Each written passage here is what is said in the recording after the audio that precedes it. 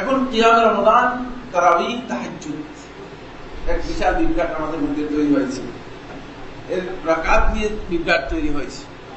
কেউ কিয়াম রমাদান, তাহাজ্জুদ, আবার তারাবি, এখানে একটা চরম বিভ্রান্তি তৈরি করে আমরা দেখতে পাচ্ছি যে আমাদের সুইহাকিদার বাইদের মধ্যেই তারা সত্যিকার আল্লাহ রাব্বুল আলামিনের ইবাদত থেকে মাহরুম হয়ে যাচ্ছে।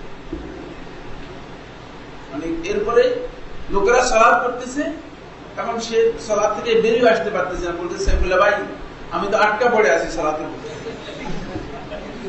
টেলিফোন করে আমাকে কাঁদতে বলতেছে আমি তো আটকা পড়ে আছি সালাতের মধ্যে, এখন আমি কি করতে পারি? এই যে অবস্থা, এই বিষয় সম্পর্কে আমার মনে হয় আরেকটু ক্লিয়ার কথা আসা দরকার, যাতে করে এখানে যারা উপস্থিত অথবা যারা উপস্থিত নয় সবাই বিষয়টি জানতে পারে। আমি প্রথম অনুরোধ করে তাকে একটি বিষয়ে স্পষ্ট করে কিছু কথা বলার জন্য। বিসমিল্লাহির রহমানির রহিম, আলহামদুলিল্লাহি রাব্বিল আলামিন ওয়া লাকুল মুত্তাকিন ওয়া বা'দ।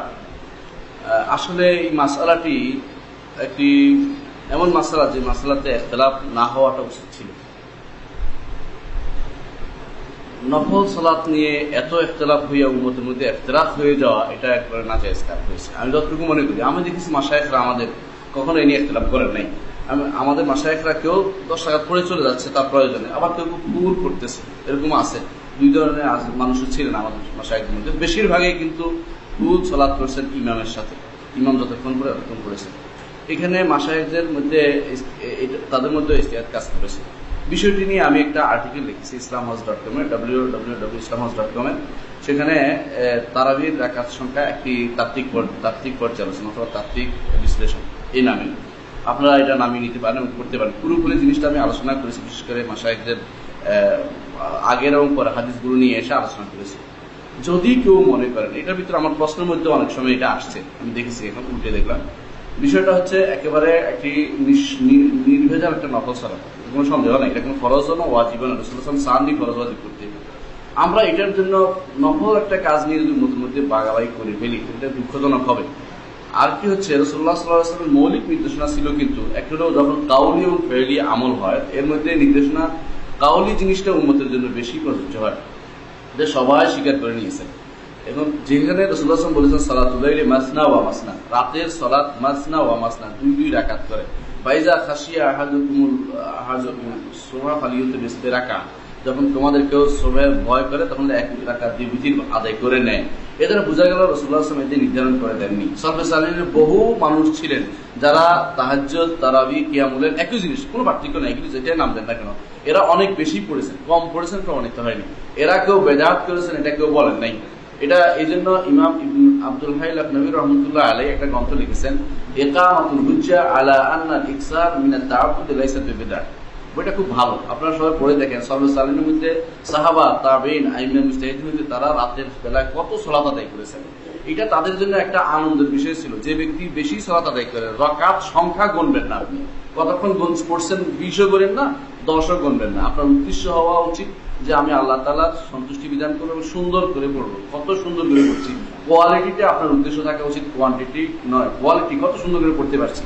তারা দাঁড়াতো এবং তারা মজা পেত, আপনি সেই মজা পাবেন যদি সত্যিকার অর্থে কোরআনের মানে আল্লাহর জন্য কিয়াম করেন। এই জন্য কিয়ামুল লাইলের ব্যাপারে রাসূলুল্লাহ সাল্লাল্লাহু আলাইহি ওয়াসাল্লামের সেই কথাটি সবসময় আমরা যদি মনে রাখি, ইন্নার রাজুলা ইযা কামা মা'আল ইমামি হাত্তা ইয়ানসারিফ কুতিবা লাহু কিয়ামুল লাইলা, আমরা এই সমস্যা থেকে আমরা উত্তরণ করতে পারবো।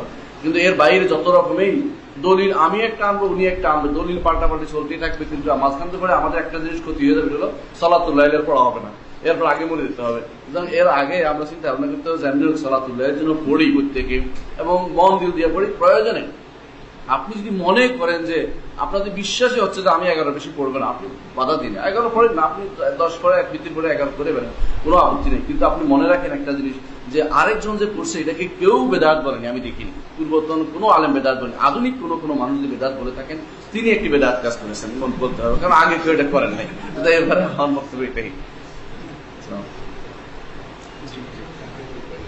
জি, আসলে বক্তব্য খুবই স্পষ্ট। রাতের সালা সেটা সীমাবদ্ধভাবে রাসূল সাল্লাল্লাহু আলাইহি ওয়াসাল্লাম নিজে কিন্তু বলেননি। আয়েশা রাদিয়াল্লাহু তাআলা হাদিস, ইবনে আব্বাসের হাদিস, এটা হচ্ছে ফ্রেলি হাদিস। তারা বলছেন যে রাসূল সাল্লাল্লাহু আলাইহি ওয়াসাল্লাম এটা করতেন। তাও দেখা যাচ্ছে একজন বলছেন 11 আর একজন বলছেন 13। এটা একটা বিষয়। আর রাসূল সাল্লাল্লাহু আলাইহি ওয়াসাল্লাম কাউলি হাদিস কিন্তু আনলিমিটেড। তাহলে এগুলোর মধ্যে তৌফিক হচ্ছে যে যা পড়তে চায়, অসুবিধা নেই। তবে রাসূল সাল্লাল্লাহু আলাইহি ওয়াসাল্লাম যা পড়েছেন, সুনির্দিষ্ট সংখ্যক কেউ যদি সহিহ হাদিস পড়তে চায় 11 বেতের সহ, তাহলে সেটা রেকমেন্ডেড, উত্তম। অথবা 13টা পড়তে চায়, সেটাও রেকমেন্ডেড এবং উত্তম। শেখ আলবানিও এরকমই বলেছেন, শেখ সালেহ বিন উসাইমিনও এরকম বলেছেন। আর আরেকটা বিষয় সেটা হচ্ছে, কেউ আমরা হয়তো একটু মনে হয় বেশি বলে ফেলি, কিন্তু আমরা যেমন ইবনে তাইমিয়া রাহমাহুল্লাহ, ইবনে হাজার আল আসকালানী রাহমাহুল্লাহ, তাদেরকে দেখেছি যে 20 রাকাত পড়ার একটা তাওজীহ তারা বের করেছেন। তাওজীহ মানে পড়া যায় এতটুকু, কিন্তু এটাকে ফিক্স করার কথা তারা বলেনি। এখন একদল অবশ্য বলছেন যে 20 রাকাত নাকি কোন কালে ইজমা হয়েছে, এটাও একটা সমস্যা। আসলে এরকম কোন ইজমার অস্তিত্ব আসলে নাই, কিন্তু 20 রাকাত কি পড়া যাবে কিনা, অথবা তারও বেশি। ইবনে তাইমিয়া 63 রাকাত পর্যন্ত বলেছেন, 36, 39, 43। এতে বোঝা যাচ্ছে যে ওই যে রাসূল সাল্লাল্লাহু আলাইহি ওয়াসাল্লাম যেভাবে বিভিন্ন অনুমতি দিয়েছেন, আনলিমিটেড একটা, ঠিক তেমনি যার যতটুকু সম্ভব সে পড়তে পারে। কেউ যদি আজকে 6 রাকাতের বেশি পড়তে না পারে, আপনি কেন তাকে বলবেন যে বাবা তুমি 6 রাকাত পড়ে তো বেদাত করে ফেলছো অথবা ভুল করে ফেলছো, তুমি 8 রাকাতে পৌঁছতে পারো নাই, আর 3 রাকাত বেতের পড়ো নাই। এই ধরনের কাউকে আসলে বলা উচিত হবে না। আমরা ছেড়ে দেই, ঝগড়া না করে আমরা সাহার মধ্যে ছেড়ে দেই। যে রাসূল সাল্লাল্লাহু আলাইহি ওয়াসাল্লামের একদম হুবহু অনুসরণ করতে চায়, সেটা সর্বোত্তম করুক। আর যে আরো একটু বেশি সংখ্যক পড়তে চায়, যেহেতু সে কোয়ালিটি মেনটেন করতে পারছে না, সে ছোট ছোট সূরা দিয়ে বেশি রাকাত পড়তে চায়, বেশিক্ষণ, তাহলে তাকে পড়তে দেন। আল্লাহু তাআলা আ'লাম।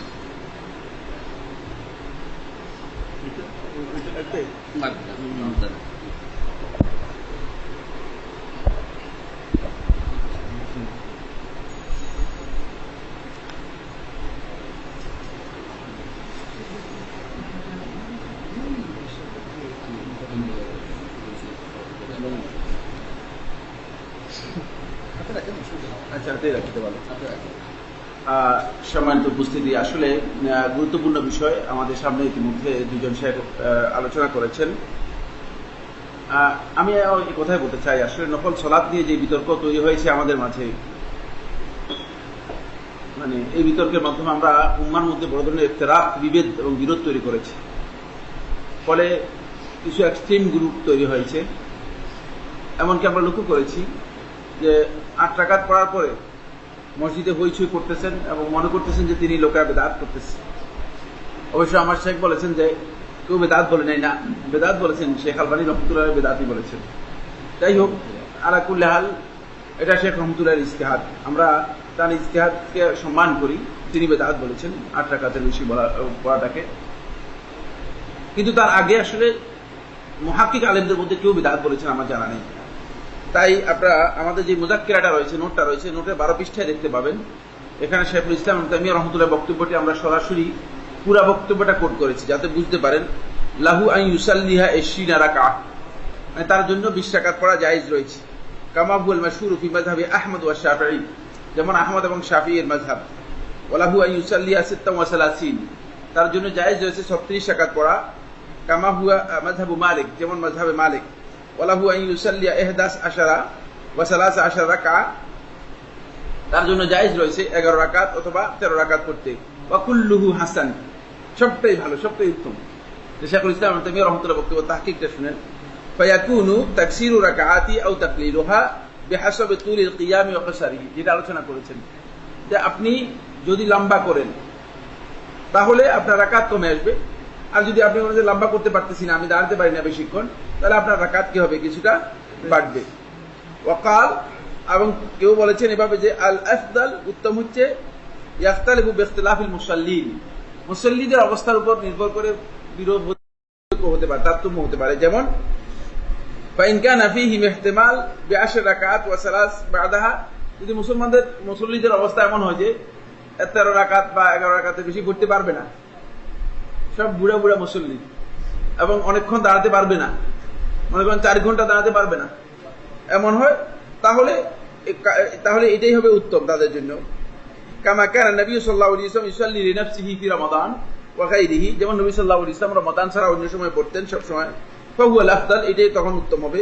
ওয়া ইন কানু লা ইয়াহতামিলুনাহু ফাল কিয়ামু বি20 হুয়াল আফদাল, যদি দেখা যায় না লোকেরা এতটুকু আছে যে তারা মোটামুটি সামর্থ্য আছে, বেশি পড়তে পারবে, তাহলে সেখানে অনেকক্ষণ দাঁড়াতে পারবে না, মানে কম রাকাত একটু বেশি পড়তে পারবে কিন্তু দাঁড়াতে কষ্ট হবে, তখন এখানে 20 রাকাত পড়াটাই উত্তম।